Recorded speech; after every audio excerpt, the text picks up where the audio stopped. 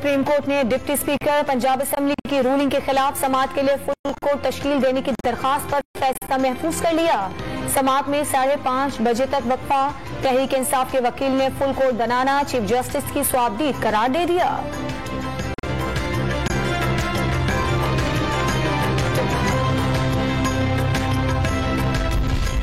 आइन वाज़ेह है, अरकान को हिदायत पार्लिमानी पार्टी देगी। सवाल यह है कि डिप्टी स्पीकर की रूलिंग दुरुस्त है या नहीं।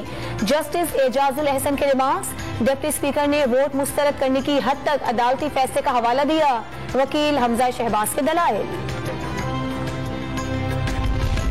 पीपल्स पार्टी ने केस में फरीक बनने की दरखास्त दी, पिटीशन वापस कर दी गई। फारूक नाइक 11 बजे से सुप्रीम कोर्ट में खड़े रहे। शरी रहमान का शिकवा।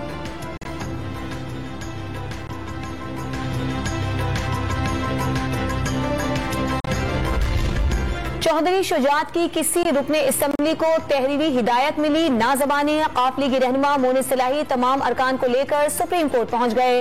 परवेज इलाही के हक में गवाही देने का ऐलान।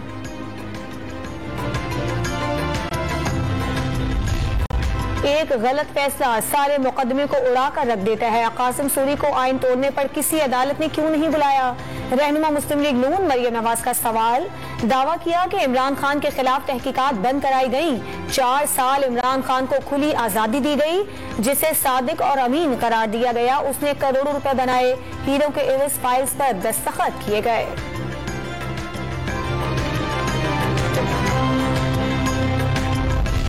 रहनुमा तहरीक इंसाफ फवाद चौधरी का हुक्मरान इत्तेहाद की प्रेस कॉन्फ्रेंस में सुप्रीम कोर्ट पर दबाव डालने का इल्जाम। मरियम नवाज जमानत पर हैं। फजलुर रहमान का पंजाब से क्या ताल्लुक।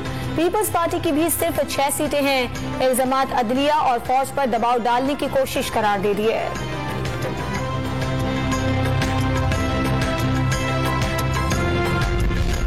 कराची के मुख्तलिफ इलाकों में मूसलाधार बारिश के बाद जगह जगह तालाब। कोरंगी के पोश इलाके, दरख्शा और अल अमीन सोसाइटी की सड़कों पर भी पानी जमा। सिंध असेंबली, सिंध सेक्रेटेरिएट और हाईकोर्ट के अतराफ भी सड़कें ज़ेर-ए-आब।